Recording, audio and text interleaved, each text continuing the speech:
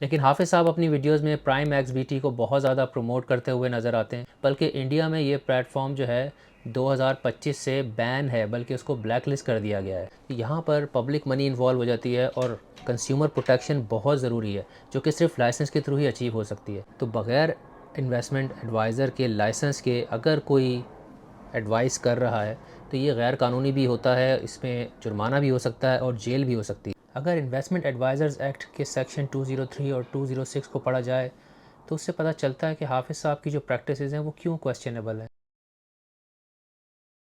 अस्सलाम वालेकुम, मैं हूं Farooq Baloch, London based financial journalist. Hafiz Ahmed साहब ने जब से प्राइवेट जेट में बैठ के ये ट्रेडिंग के हवाले से वीडियो बनाई है, काफ़ी वायरल हो गए। इनफैक्ट ये पहले से ही बहुत मशहूर आदमी है, लेकिन मज़ीद वायरल हो गए। और उस वीडियो से अब तक काफ़ी मज़ीद वीडियोस बना चुके हैं, जिसमें वो लोगों को बता रहे हैं कि किस तरह से आप उनका प्राइवेट कोर्स ज्वाइन करके ट्रेडिंग सीख सकते हैं और बहुत सारे पैसे बना सकते हैं उनकी तरह से। और किसको बुरा लगता है पैसे बनाना, ख़ास तौर पे अगर आपको एक अच्छा मेंटोर मिल जाए। लेकिन चंद मिनट ही इनको सुनने के बाद काफ़ी सवाल मेरे जहन में खड़े हो गए और काफ़ी रेड फ्लैग्स मुझे नज़र आए उनकी वीडियोस के हवाले से। मुझे लगा ये पब्लिक इंटरेस्ट का मामला है, तो इसके ऊपर एक वीडियो बना देनी चाहिए, क्योंकि लाखों की तादाद में लोग उनको फॉलो करते हैं और लोग साइन अप भी करना चाह रहे होंगे, दिलचस्पी रखते होंगे इस कोर्स में। हाफिज़ साहब की जितनी वीडियोज़ अब तक मैंने देखी हैं उसमें से तो किसी एक में भी उन्होंने ये नहीं बताया कि उनके पास इन्वेस्टमेंट एडवाइज़र का लाइसेंस है। क्या प्रोफेशनल एडवाइस देने के लिए उन्होंने किसी रेगुलेटर से लाइसेंस हासिल किया है, फॉर एग्ज़ाम्पल एसईसीपी से या एसईसी से, जहाँ वो यूएस में बैठे हुए हैं। तो ये उन्होंने नहीं बताया और ये बहुत ही अहम नुक्ता है, क्योंकि अभी जैसे कि मुज़म्मिल की पॉडकास्ट में वो ख़ुद भी एडमिट कर चुके हैं कि वो अपने प्राइवेट ग्रुप में ट्रेडिंग सिग्नल्स देते हैं, बाय कॉल्स देते हैं। बाज़ दफ़ा ऐसा होता है कि हमने एक सिग्नल दिया कि यार ये बाय कर लो और उसी सेकंड में फ़ौरन मैसेज किया कि जैसे नहीं बाय के ना करें, अब मार्केट अचानक ऊपर नीचे होगी। ये चीज़ इन्वेस्टमेंट एडवाइस के ज़िम्मे में आती है और जो कानून है वो प्राइवेट ग्रुप पे भी लागू होते हैं। तो बग़ैर इन्वेस्टमेंट एडवाइज़र के लाइसेंस के अगर कोई एडवाइस कर रहा है तो ये गैर कानूनी भी होता है, इसमें जुर्माना भी हो सकता है और जेल भी हो सकती है। अगेन मुझे नहीं पता हाफिज़ साहब के पास लाइसेंस है या नहीं, लेकिन पब्लिकली जितनी मैंने वीडियोज़ उनकी देखी हैं उसमें तो उन्होंने ये बात नहीं बताई, ना ही किसी ने उनसे ये अहम सवाल पूछा, और ये बहुत बड़ा रेड फ्लैग है अगर उनके पास लाइसेंस नहीं है तो। अब हाफिज़ साहब क्योंकि पब्लिक फ़िगर हैं, लोगों को अपने प्राइवेट ग्रुप में इनवाइट कर रहे हैं और एक पर्टिकुलर ब्रोकर को बहुत ज़्यादा प्रमोट कर रहे हैं जिसके ज़रिए वो ट्रेड करवाएंगे, तो यहाँ पर पब्लिक मनी इन्वॉल्व हो जाती है और कंज्यूमर प्रोटेक्शन बहुत ज़रूरी है, जो कि सिर्फ लाइसेंस के थ्रू ही अचीव हो सकती है। इसकी मैं आपको मिसाल देता हूँ। अगर यूके के अंदर आप किसी लाइसेंस ब्रोकर के ज़रिए ट्रेड करते हैं और कल को वो ब्रोकर जो है वो बैंकरप्ट हो जाए, यानी दिवालिया हो जाए, या वो आपके साथ फ्रॉड कर दे, तो UK financial services compensation scheme के अंडर आप 85,000 पाउंड्स तक अपने पैसे वापस क्लेम कर सकते हैं गवर्नमेंट से। और इसी चीज़ को जहन में रखते हुए दुनिया भर में कवानीन बनाए जाते हैं ताकि इन्वेस्टर्स को प्रोटेक्ट किया जा सके। मिसाल के तौर पे इन्वेस्टमेंट एडवाइज़र्स एक्ट 1940 और सिक्योरिटीज़ एक्सचेंज एक्ट 1934 यूएसए, या financial services and markets act 2000 UK, इसी तरह सिक्योरिटीज़ एक्ट 2015 पाकिस्तान। इन तमाम कवानीन के तहत बग़ैर लाइसेंस के इन्वेस्टमेंट एडवाइस देना गैर कानूनी है। लेकिन हाफिज़ साहब अपनी वीडियोस में प्राइम एक्सबीटी को बहुत ज़्यादा प्रमोट करते हुए नज़र आते हैं। ये ट्रेडिंग प्लेटफॉर्म हाफिज़ साहब के नए मुल्क यानी अमेरिका में रजिस्टर्ड नहीं है, बल्कि यहाँ यूके में भी रजिस्टर्ड नहीं है। इवन गल्फ़ कंट्रीज़ में भी ये प्लेटफॉर्म रजिस्टर्ड नहीं है और ना ही पाकिस्तान में ये प्लेटफॉर्म रजिस्टर्ड है। बल्कि इंडिया में ये प्लेटफॉर्म जो है 2025 से बैन है, बल्कि उसको ब्लैक लिस्ट कर दिया गया है। तो यहाँ पर एक अहम सवाल उठता है कि हाफिज़ साहब ने एक ऐसा कंट्रोवर्शियल प्लेटफॉर्म क्यों चुना जो कि उनमें से किसी भी की मार्केट्स में मौजूद नहीं है, जहाँ पर हाफिज़ साहब के फॉलोअर्स की ज़्यादातर तादाद है। बल्कि वो अपने डिस्क्लेमर में ख़ास तौर पर कहते हैं कि ये कंटेंट पाकिस्तान बेस्ड ऑडियंस के लिए है, तो पाकिस्तान में तो ये प्लेटफॉर्म रजिस्टर्ड ही नहीं है। अब प्राइम एक्सबीटी जो है वो एक ऑफशोर ट्रेडिंग प्लेटफॉर्म है। ऑफशोर का आसान अल्फाज में आप ये समझ लें कि ऑफ लिमिट्स है, यानी कानून के दायरे से बाहर है। ये होगा किसी रिमोट आइलैंड में बेस्ड होगा। तो यहाँ पर क्योंकि ये लाइसेंस नहीं है, रेगुलेटेड नहीं है, तो किसी भी किस्म का अगर कोई फ्रॉड होता है या इवन ये प्लेटफॉर्म जो है बैंकरप्ट भी हो जाता है, तो उस सूरत में इन्वेस्टर की कोई प्रोटेक्शन नहीं है। इनफैक्ट ये प्रमोशन की बात यहीं तक नहीं रुकती, बल्कि हाफिज़ साहब ने अपने प्राइवेट ग्रुप को ज्वाइन करने की एक शर्त भी ये रखी है कि आप पहले प्राइम एक्सबीटी पे जाके अकाउंट ओपन करें, फिर अपनी आईडी वेरिफिकेशन करें और उसकी कंफर्मेशन जो कोई रेफरेंस नंबर होगा वो हाफिज़ साहब के व्हाट्सएप ग्रुप में शेयर करें। अमूमन ये एक स्टैंडर्ड प्रोसीजर होता है कि ये जो ऑफशोर ट्रेडिंग प्लेटफॉर्म है, इनके जो इंट्रोड्यूस ब्रोकर प्रोग्राम्स होते हैं, जहाँ पर एक फाइनेंशियल इन्फ्लुएंसर इन प्लेटफॉर्म को प्रमोट करता है और इनका रेफरल लिंक शेयर करता है, उसमें खोले जाने वाले हर नए अकाउंट के बदले जो फाइनेंशियल इन्फ्लुएंसर है वो एक कमीशन चार्ज करता है इस ट्रेडिंग ब्रोकर। मैंने एक सरसरी सा जायज़ा लिया जब हाफिज़ साहब की रीसेंट वीडियोस का, तो कम से कम 10 वीडियोस तो ऐसी मेरी नज़रों से गुजरी जिसमें उन्होंने इस मुतनाज़ ट्रेडिंग प्लेटफॉर्म का जिक्र किया है और इसका जो रेफरल लिंक है वो अपने डिस्क्रिप्शन में डाला है और लोगों को इसरार कर रहे हैं कि वो इस लिंक के ज़रिए इस ट्रेडिंग प्लेटफॉर्म पे अकाउंट खोलें। अब हाफिज़ साहब इस मुतनाज़ ट्रेडिंग प्लेटफॉर्म को प्रमोट करने में इतने डेस्परेट क्यों हैं, इसका जवाब तो वही देंगे। मैंने जब उनको रीच आउट किया ईमेल के ज़रिए और व्हाट्सएप कांटेक्ट के ज़रिए, तो उन्होंने मुझे जवाब नहीं दिया। इनफैक्ट जो डेडलाइन मैंने उनको दी थी उसके मुकाबले मैंने एक आध दिन एक्स्ट्रा ही उनको दे दिया, फिर भी उनका मुझे जवाब नहीं आ सका। अब हाफिज़ साहब प्राइम एक्स बीटी से हर नए अकाउंट के बदले कमीशन चार्ज कर रहे हैं या नहीं, इसका जवाब तो वही देंगे। लेकिन ऐसी वीडियोज़ मेरी नज़रों से गुजरी हैं जहाँ पर हाफिज़ साहब ख़ुद ये कहते हुए नज़र आते हैं कि अगर जो उनके देखने वाले हैं या फॉलोअर्स हैं वो ट्रेडिंग प्लेटफॉर्म के अंदर $40 इन्वेस्ट करते हैं तो उनको $20 का बोनस मिलेगा। अब यहाँ कई सवाल उठते हैं। एक तो ये कि ये बोनस देगा कौन? अगर हाफिज़ साहब अपनी जेब से दे रहे हैं तो उन्होंने ये भी नहीं बताया, और अगर हाफिज़ साहब नहीं दे रहे तो यकीनन ये ट्रेडिंग प्लेटफॉर्म से आ रहा है। और ट्रेडिंग प्लेटफॉर्म अगर नए अकाउंट खोलने वाले को $20 का बोनस दे रहा है तो सवाल ये भी है क्या वो हाफिज़ साहब को भी कमीशन दे रहा है? उन्होंने ये डिस्क्लोज़ नहीं किया। और इसी से जुड़ा एक और अहम सवाल, हाफिज़ साहब अपनी रीसेंट वीडियोस में ये दावा करते हुए नज़र आ रहे हैं कि उनका प्राइवेट ग्रुप बिल्कुल फ्री है, यानी जो वो ट्रेनिंग दे रहे हैं वो बिल्कुल फ्री ऑफ कॉस्ट है, उसके लिए वो कोई पैसे चार्ज नहीं करेंगे। मैंने रियल नॉलेज शेयर करना शुरू किया जिसमें मैं ना लोगों को कोर्स बेचता हूँ, ना कम्युनिटी मेरी पेड होती है, एवरीथिंग फ्री में होती है। लेकिन जितने डेस्परेटली वो एक ट्रेडिंग प्लेटफॉर्म को प्रमोट करते हुए नज़र आ रहे हैं, रेफरल लिंक के ज़रिए अकाउंट खुलवा रहे हैं लोगों का, और ये जो वीडियोस जिनमें वो बात कर रहे हैं कि $20 का बोनस मिलेगा $40 ऐड करने पे, ये सारे एक ही तरफ इशारा कर रहे हैं कि शायद हाफिज़ साहब की कोई अंडरस्टैंडिंग है इस ट्रेडिंग प्लेटफॉर्म से जो कि इनको कमीशन दे रहा होगा। और अगर ऐसा है, मैं नहीं जानता, मैं वेरीफाई नहीं कर पाया क्योंकि मेरे पास ये प्राइवेट डिटेल्स नहीं है, लेकिन अगर ऐसा है तो हाफिज़ साहब ये दावा कैसे कर सकते हैं? क्योंकि हर नया अकाउंट खोलने वाला जो है उसकी वजह से हाफिज़ साहब को अगर कमीशन जा रहा है, तो अगर आप डायरेक्ट पैसे नहीं भी ले रहे अपने कोर्स को ज्वाइन करने वालों से, तो आप ऐसी शराइत रख रहे हैं कि आप पहले अकाउंट खोलें फिर मेरा प्राइवेट ग्रुप ज्वाइन करें, तो उस सूरत में आप हर अकाउंट से पैसे तो कमा रहे हैं, तो ये कोर्स फ्री तो नहीं होगा। इसी तरह हाफिज़ साहब अपनी ट्रेडिंग हिस्ट्री भी लोगों को दिखाते हुए नज़र आ रहे हैं और ये बताते हुए नज़र आ रहे हैं कि वो कितनी कामयाबी से ये ट्रेड्स एग्जीक्यूट करते हैं और दूसरे भी कर सकते हैं और पैसे बना सकते हैं। लेकिन इसको वेरीफ़ाई करना मेरे लिए तो इस वक्त मुमकिन नहीं है, क्योंकि एक तो हाफिज़ साहब ने मुझे रिस्पांस नहीं दिया, मेरे पास एक्सेस नहीं है उस इन्फॉर्मेशन तक जिसके ज़रिए इसको वेरीफ़ाई किया जा सके। फिर आइडियली मुझे यूएस में होना चाहिए ताकि मैं हाफिज़ साहब के साथ बैठ के उनकी लाइव ट्रेडिंग देख सकूं, वेरीफ़ाई कर सकूं इस इन्फॉर्मेशन को, तो ये तो मुमकिन नहीं हो पाया।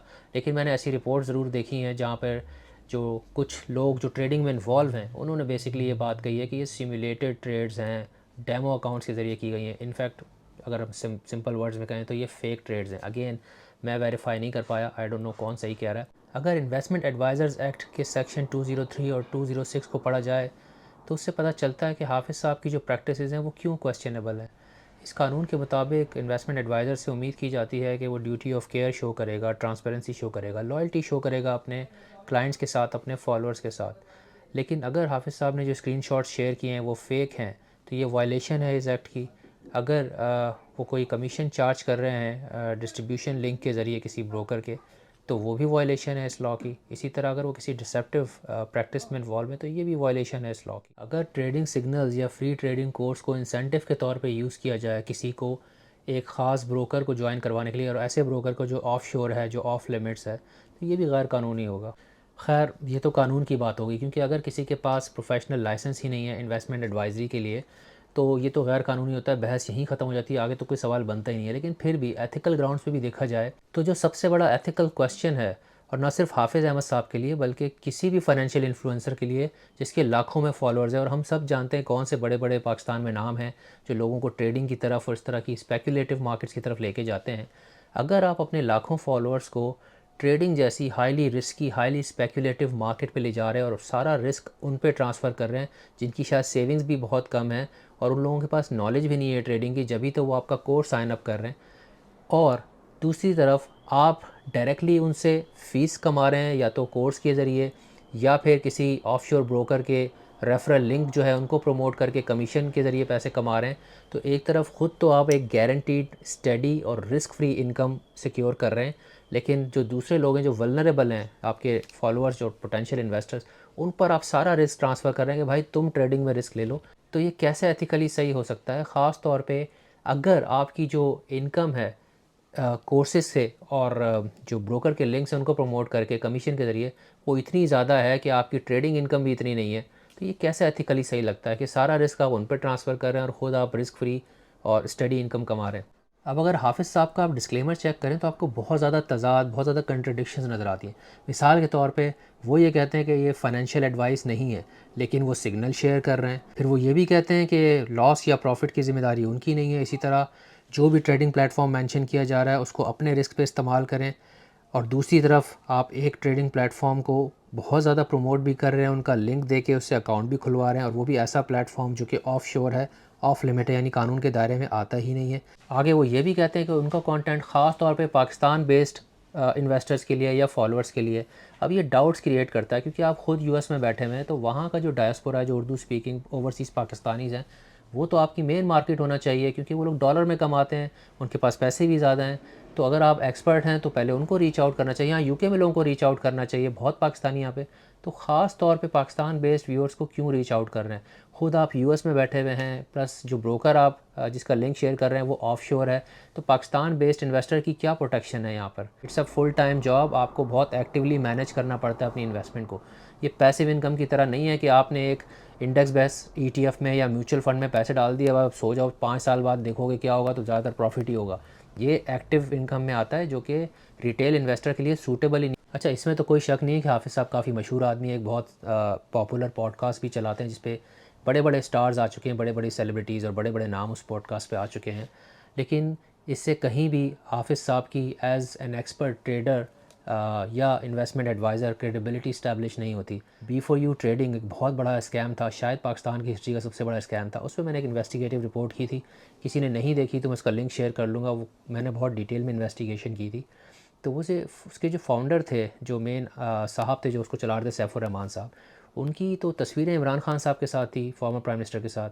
पाकिस्तान के फॉर्मर जो स्टेट बैंक के गवर्नर थे, रज़ा बाकिर साहब, जो कि फाइनेंशियल रेगुलेटर भी है, उनके साथ तस्वीरें थी। यहाँ तक कि B4U ग्रुप जो था वो लाहौर कलंदर्स जो क्रिकेट फ्रेंचाइज़ है उसके स्पॉन्सर भी थे। वो इतना बड़ा स्कैम था कि एक पॉइंट पे उसमें जो एक्टिव इन्वेस्टर बेस था, उनकी तादाद पाकिस्तान स्टॉक एक्सचेंज में जो एक्टिव इन्वेस्टर्स थे उससे भी ज़्यादा थे। अच्छा, जो उनकी प्राइवेट जेट वाली वीडियो थी उसके डिफेंस में वो ये भी कहते हुए नज़र आते हैं कि वो तो शुरू से दुनिया घूम रहे हैं, बिज़नेस क्लास में ट्रैवल करते थे। यूके में उनका ऑनलाइन अमेज़ॉन का बिज़नेस था जो बड़ा कामयाब था।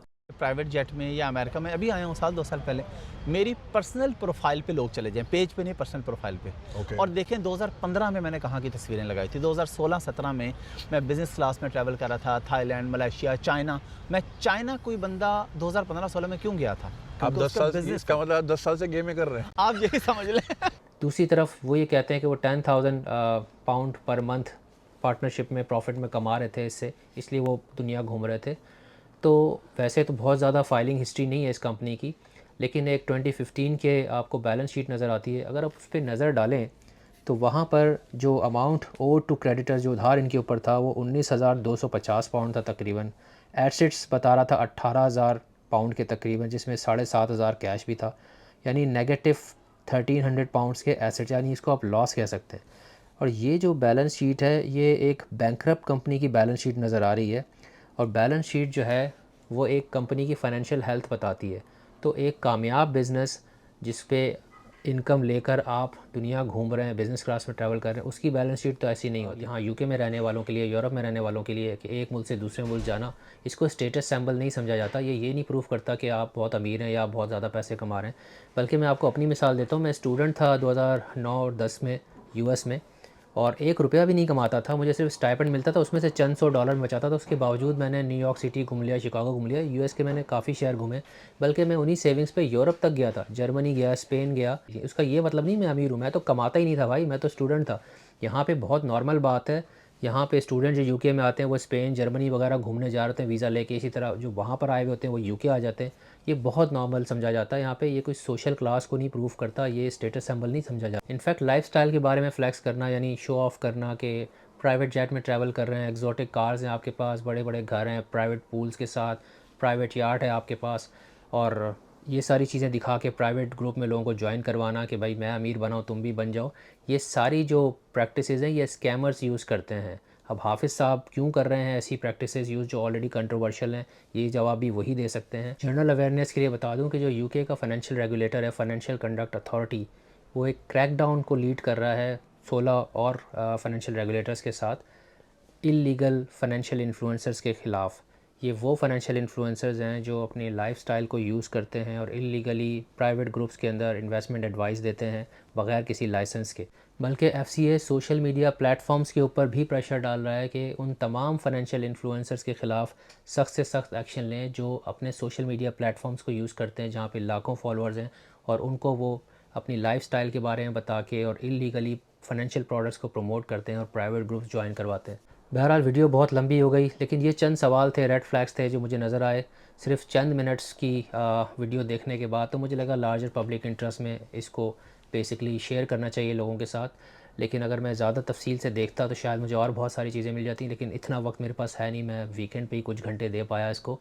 लेकिन इस वीडियो को मैं ख़त्म करूँगा। गार्जियन का एक आर्टिकल था इस अटेंशन इकॉनमी के बारे में, और उसको मैं उर्दू में बता रहा हूँ तो एग्जैक्ट कोट नहीं है, बट उसका मफहूम आपको समझ में आ जाएगा। गार्जियन का जो आर्टिकल है वो ये कहता है कि जो अटेंशन इकॉनमी है उसने एक ऐसा निज़ाम बना दिया है जहाँ पे दुनिया के बड़े बड़े जो अटेंशन सीकर्स हैं, जैसे कि लोगन पॉल हो गया, इलॉन मस्क हो गया, एंड्रयू टेट हो गया, डोनाल्ड ट्रंप हो गया, वो पैसे बनाने के लिए अपने ही मद्दाहों को, अपने ही फॉलोअर्स, अपने ही फैंस को निचोड़ सकते हैं, उनको ही माली तौर पर नुकसान पहुँचा सकते हैं।